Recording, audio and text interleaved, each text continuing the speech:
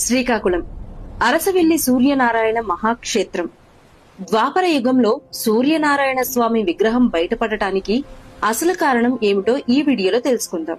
ద్వాపర యుగం చావు బతుకులో నీటి కోసం ఎదురు చూస్తున్న ప్రజల రోదనతో బలరాముడు తన నాగలితో నేలను చీల్చగానే భూమిలో దాగి ఉన్న జలశక్తి నేలపైకి వచ్చింది. అదే నేటి మన నాగావళి నది. ఆ పవిత్ర ప్రవాహం పక్కనే ఈ నేలను రక్షించేందుకు శివుడు ఇక్కడే నిలవాలని బలరాముడు ప్రార్థించాడు.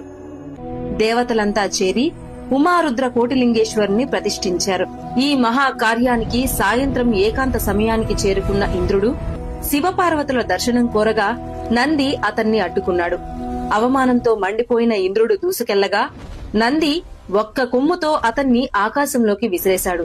ఇంద్రుడు రక్తమోడుతూ నేలపై కూలిపోయాడు.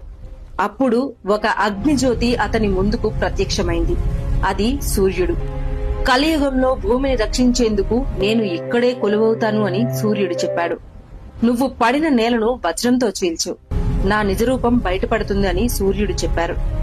ఇంద్రుడు వజ్రాయుధంతో నేలను కొట్టగానే భూమి హృదయం పగిలిపోయింది. అందులోంచి వెలిగింది దివ్యమైన అరుణశిలతో స్వయంభూ సూర్యనారాయణ స్వామి. ఆ విగ్రహం వెలసిన క్షణంలోనే ఇంద్రుడి శరీరంలోని ప్రతి గాయం, ప్రతి నొప్పి ఒక్క క్షణంలో మాయమైపోయింది. అప్పటి నుంచి ఇక్కడికి వచ్చే భక్తులు కూడా తమ రోగాలు, బాధలు ఇక్కడే వదిలేస్తారని ఈ క్షేత్ర శక్తి నమ్మకంగా మారింది. ఇంకా అద్భుతం ఏమిటంటే ఏడాదికి 2 సార్లు మాత్రమే, మార్చి మరియు అక్టోబర్లో పొద్దున్న తొలి సూర్య కిరణం గర్భగుడి చీకటిని ఛేదించి స్వామి పాదాలపై పడుతుంది. అక్కడి నుంచి శిరస్సు వరకు తనను తానే స్పృశించి మరలా తన శక్తిని తేజోవంతం చేసుకుంటుంది. ఇది నిర్మాణం కాదు, సూర్యుడు తనే తన రూపాన్ని తాకే క్షణం.